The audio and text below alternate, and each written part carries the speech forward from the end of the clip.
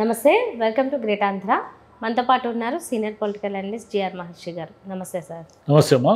Sir, మొన్న పుష్ప విషయంలో జరిగిన వివాదం అంతా చూసాము. దాని విషయంగా పవన్ కళ్యాణ్ గారు స్పందించింది ఏంటంటే, మీరు ఇమ్మీడియట్గా అది జరిగినప్పుడే మానవతా కోణంలో మీరు రెస్పాండ్ అయ్యి ఉండాల్సింది, వెళ్ళి పరామర్శించాల్సింది, ఇంతవరకు తెచ్చుకొని ఉండాల్సింది కాదని ఆయన ఏమనుకుంటున్నారనేది చెప్పారు. మరి ఇప్పుడు గేమ్ చేంజర్ తర్వాత కూడా ఇద్దరు అబ్బాయిలు 22-23 ఏళ్ళ కుర్రాళ్ళు వాళ్ళు ఈవెంట్ అయిన తర్వాత వెళ్తూ ప్రాణాలు కోల్పోయారు. వాళ్ళ కుటుంబ సభ్యులు చాలా బాధపడుతున్నారు. మొత్తంగా కలిపి కూడా అంటే డబ్బుతో మనం దేన్ని ప్రాణాలను అయితే వెనక్కి తీసుకురాలేము, కానీ వాళ్ళకి దాదాపుగా 2 కోట్ల వరకు అంటే రేవతి విషయంలో అక్కడ అందరూ కలిసి ప్రకటించిన ఆ అమౌంట్ ఏదైతే ఉందో అంతవరకు ఉంది. కానీ వీళ్ళకి జరిగింది అయితే కొంతవరకే. సరే, న్యాయము అన్యాయాల గురించి పక్కన మాట్లాడుకుంటే అంటే వాళ్ళకి డబ్బు ద్వారా అందిన సహాయము. పవన్ కళ్యాణ్ గారి స్పందన దీని మీద ఏ రకంగా ఉంది? ఆయన 5 లక్షలు ప్రకటించారు. మరి స్వయంగా వెళ్ళి మాట్లాడితే ఇదంతా జరగకపోయి ఉండేది అన్నారు కదా, ఇప్పుడు ఎందుకు ఆయన కలవట్లేదు అని? లేకపోతే రామ్ చరణ్ గారు ఎవరొకరు? అంటే మానవతా దృక్పథం అనేది ఎవరికైనా ఒకటే కదా. అల్లు అర్జున్కైనా రామ్ చరణ్కైనా ఎవరైనా ఒక ప్రాణం అనేది చాలా విలువైంది. పిల్లలు వాళ్ళు ఎంత భవిష్యత్తు ఉంది ఇంకా వాళ్ళకి. సినిమా నటులు చూడ అదొక అక్కడ జరిగిందేమో ఇక్కడ జరిగిందేమో ప్రమాదం, అక్కడ జరిగిందేమో తొక్కిసలాట. అల్లు అర్జున్ గారు రావడం వల్లే తొక్కిసలాట జరిగి చనిపోయారు అనేది అక్కడ విమర్శ. ఇక్కడేమో వీళ్ళు ఈ ఫంక్షన్కి వచ్చి వీళ్ళు వెనక్కి వెళుతూ చనిపోయారు. సరే, పవన్ కళ్యాణ్ గారు ఏదో రోడ్డు బాగాలేదు, 5 ఏళ్ళుగా రోడ్డు పట్టించుకోలేదు అని మళ్ళీ దాన్ని కూడా జగన్ ఎత్తికే చుట్టడానికి ఏదో ట్రై చేశారు. అది ఇంకెవరు ఫోటోలు కూడా పెట్టారు, అయ్యా రోడ్డు బాగుంది, మీరు ఊరికి అనవసరంగా అనకండి. ఇప్పుడు అక్కడ ఏమిటంటే రోడ్డు స్కిడ్ అయి పడిపోలేదు, వాళ్ళు ఒక వెహికల్ వచ్చి గుద్దింది వాళ్ళని. దీన్ని మరి ఎలా చూడాలి అంటే, ఇప్పుడు వాళ్ళిద్దరూ కొడుకులు పోగొట్టుకున్న తల్లులు ఉన్నారు, వాళ్ళకి ఏమి ఇంకా ఆధారం లేదు, ఏదో చిన్న జీవనం సాగిస్తున్న వాళ్ళు ఏదో మామూలు జీవనం. వాళ్ళకి ఇప్పుడు కొడుకులు పోయారు, ఏదో ఒక ముసలితనంలో ఆధారం కావాలి. వీళ్ళేమో 5 లక్షలు ఏదో మొత్తంగా 15 లక్షలు ఏదో ప్రకటించినట్టున్నారు నిర్మాత రామ్ చరణ్ అందరూ కలిసి. కానీ అది కూడా ఇంకొంచెం ఎక్కువ పెంచి ఉంటే బాగుండేది.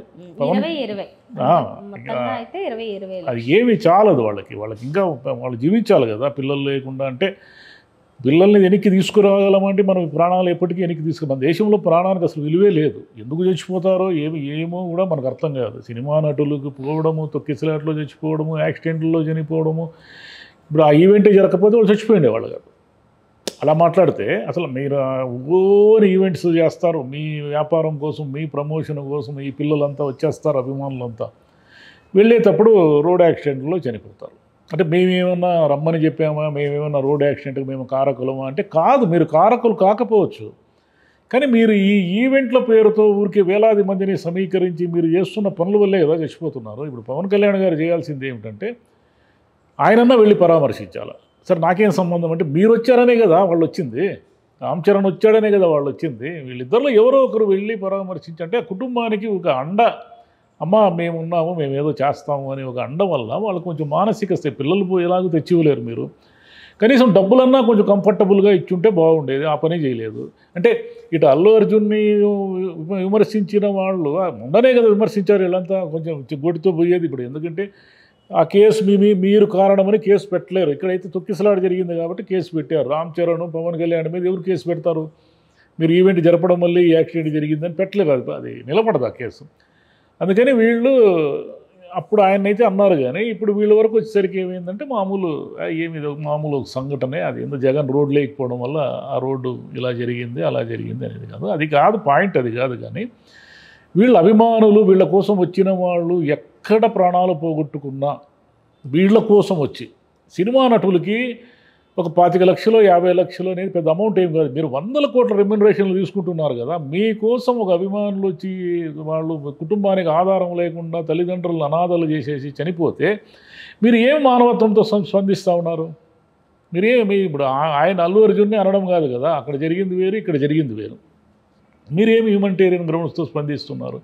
మీరు ఉప ముఖ్యమంత్రిగా మీరేం వెళ్ళలేదు, మీ హీరో వెళ్ళలేదు, ఎవరు వెళ్ళలేదు కదా. అంటే ఎవరికి వాళ్ళు క్రాస్ చెక్ చేసుకోవాల్సిన అంశాలు ఇవన్నీ కూడా. చనిపోయారంటే మరి ఏం చేస్తారు? చనిపోయిన వాళ్ళు ఎవరు తెచ్చిస్తారు? ఇక్కడ యాదృచ్ఛికంగా ఎలా జరిగిందంటే రెండు కూడా సేమ్ ఒకటే ఫ్యామిలీకి జరిగే చూడండి ఇక్కడ. అంటే అటు అల్లు ఫ్యామిలీ అయినా కొన్ని మెగా ఫ్యామిలీ అయినా మొత్తానికి అయితే ఆ గ్రూప్లో వాళ్ళకే ఇలాంటి సంఘటనలు ఎదురయ్యాయి. అది కూడా ఏంటో కౌంటర్గా పడాలి అన్నట్లుగా జరిగినట్లు ఉంది ఈ సిచ్యువేషన్ చూస్తే. ఎందుకంటే మొన్న విమర్శించింది అల్లు అర్జున్ని ఈయనే, పవన్ కళ్యాణ్ గారే. ఇప్పుడు సడన్గా ఆయన ఎదుర్కొన్నారు ఈ సిచ్యువేషన్. ఆయన ఎలా ఫేస్ చేస్తారు అనే దానికి ఒక కౌంటర్ గాడ్ డైరెక్ట్ వేసినట్లుగా ఆయన ఏదో జనసేన పార్టీ తరఫున ఇచ్చారు కానీ ఇప్పుడు ఆయన ఎలా కౌంటర్ చేయడం అంటే అది చెప్పారు కదా, అది రోడ్లు బాగలేవు, రోడ్లు బాగలేక అది 5 ఏళ్ళుగా రోడ్డు పట్టించుకోలేదు కాబట్టి యాక్సిడెంట్ జరిగింది అనేది ఆయన సింపుల్గా తేల్చేశారు. యాక్సిడెంట్ ఎందుకు జరిగింది, మీకోసం వచ్చారు కాబట్టి జరిగింది. మీకోసం మీరు ఈవెంటే పెట్టకపోతే వాళ్ళు రానే రారు కదా. మీరు ఈవెంట్లు పెట్టేది వేలాది మంది యువకులందరినీ రప్పించేది, వాళ్ళ పిచ్చి అభిమానం పిచ్చితో వచ్చేది, ఏదో ఒక కారణంతో వాళ్ళు చనిపోయేది. మీదేం పోయింది? మీకు వచ్చి నష్టం ఏముంది? మహా అయితే ఒక నష్టపరిహారం ఇస్తారు, అది కూడా సరిగ్గా ఇవ్వలేదు మీరు. ఆయన ఏమో కోట్ల రూపాయలు ఇచ్చాడు, వీళ్ళేమో ఏదో లక్షలతో సరిపెట్టారు.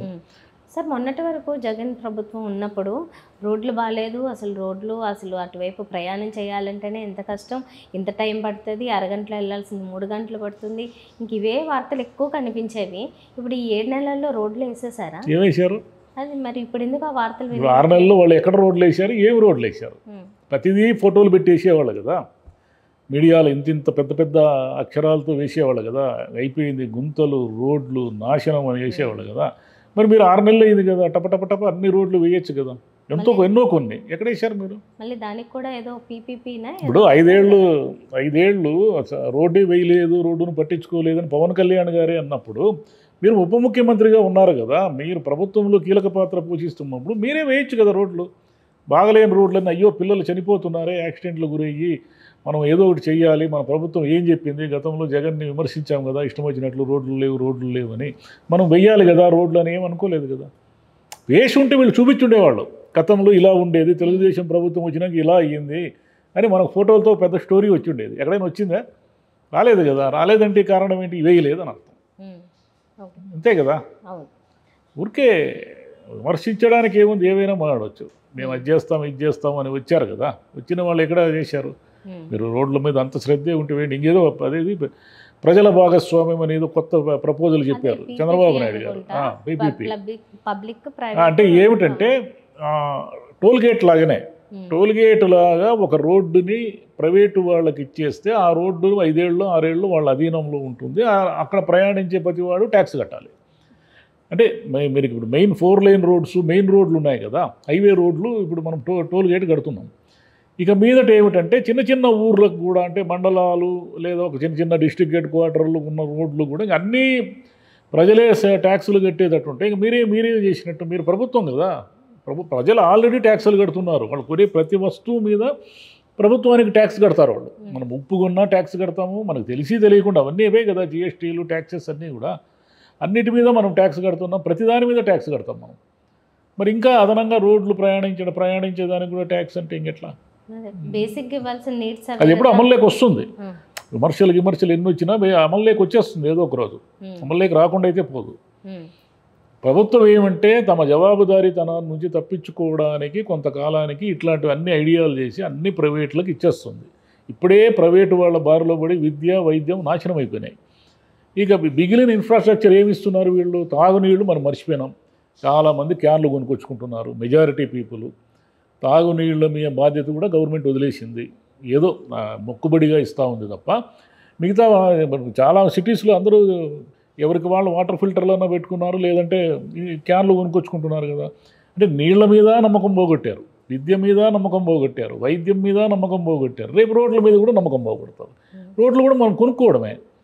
నీళ్ళు ఎలాగైతే మనం కొనుక్కుంటున్నామో, మన బస్ స్టాండ్కి పోతే ఆ కుళాయిలో నీళ్ళు తాగేవాళ్ళు ఎంతమంది ఉన్నారు? మరీ ఇంక డబ్బులు లేని వాళ్ళు తాగుతున్నారు తప్ప మామూలు వాళ్ళు కూడా ఒక వాటర్ బాటిల్ కొనుక్కొని తాగుతున్నారు.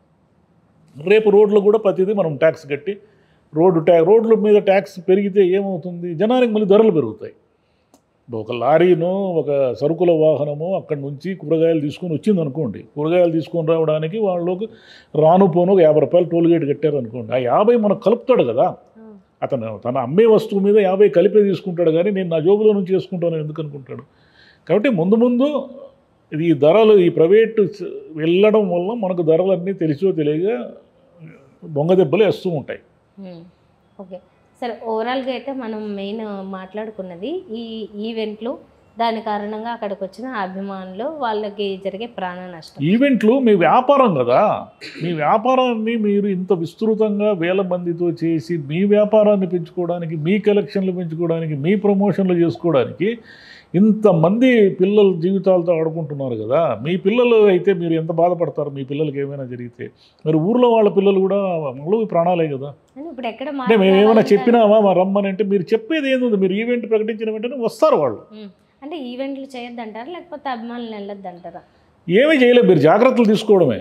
మీరు ఈవెంట్ల పేరుతో, వ్యాపారాల పేరుతో ఇన్ని ఎక్కడ చూసినా ఊరూరు ఈవెంట్, ఏదో ఒక ఈవెంట్ పెట్టండి విత్ సెక్యూరిటీతో. ఎందుకు ఊరూరు ఈవెంట్ పెట్టేది మీరు? ఊరూరు ఈవెంట్ పెట్టడం వల్ల ఇట్లా సంఘటనలు జరగకుండా ఎట్లుంటాయి? ఓకే, జరుగుతాయి కదా. జరిగినప్పుడు కనీసం ఈ సంఘటనలు మీరు ఎలాగో ఆపలేరు. ఎలా ఆపుతారు? ఎవరైనా ప్రమాదాలను ఆపలేరు కదా. మీరు కనీసం మీ అభిమానులు చనిపోయినప్పుడు, మీ అభిమానులు అంటే ఎవరు? మీకు రేపు మీ సినిమా రిలీజ్ అయితే వాడికి ఉన్నా జోబులో డబ్బులు ఉన్నా లేకపోయినా, తిన్నా తినకపోయినా, వాడు వచ్చి మీకోసం 400 500 టికెట్ పెట్టి మీ సినిమా చూస్తాడు. సామాన్యులే మీ సినిమా చూసేది, ఏమి కరోడపతిలు చూస్తారా ఏంది? పెద్ద పెద్ద కోటీశ్వరులు అంతా థియేటర్కి వచ్చి చూసేవాళ్ళు ఎంత శాతం ఉంటారు? సినిమాలు చూసేదంతా కూడా అతి సామాన్యులు, పేదవాళ్ళు, మధ్యతరగతి వాళ్ళు, పిల్లలు వచ్చి మీ సినిమాలు చూస్తున్నారు. మరి ఆ పిల్లలు చనిపోతే మీరు ఆ కుటుంబాలను ఆదుకోవాలా వద్దా? మినిమం కదా రెస్పాన్సిబిలిటీ అది. మేము ఇచ్చేసాము 5 లక్షలు అంటే 5 లక్షలకి ఏమొస్తుంది ఈ రోజుల్లో? వాళ్ళకి సౌకర్యం, వాళ్ళకి ఏదో వాళ్ళ జీవనాధారం ఏంటి, ఆ ముసలి వాళ్ళు ఎలా బతుకుతారు అనే దాన్ని మీరు ఏర్పాటు చేయాలి కదా. ఊరికే ఇతరుల గురించి మాట్లాడేది ఏముంది? ఎవరైనా మాట్లాడతారు ఇతరులు. మన దగ్గరకు వచ్చినప్పుడు కదా మనం ఏం చేస్తామని తెలిసేది. మొత్తానికి అందరూ ఎవరి జాగ్రత్తల్లో వాళ్ళు ఉండాల్సిందే ఇలాంటి విషయాల్లో అయితే. Thank you.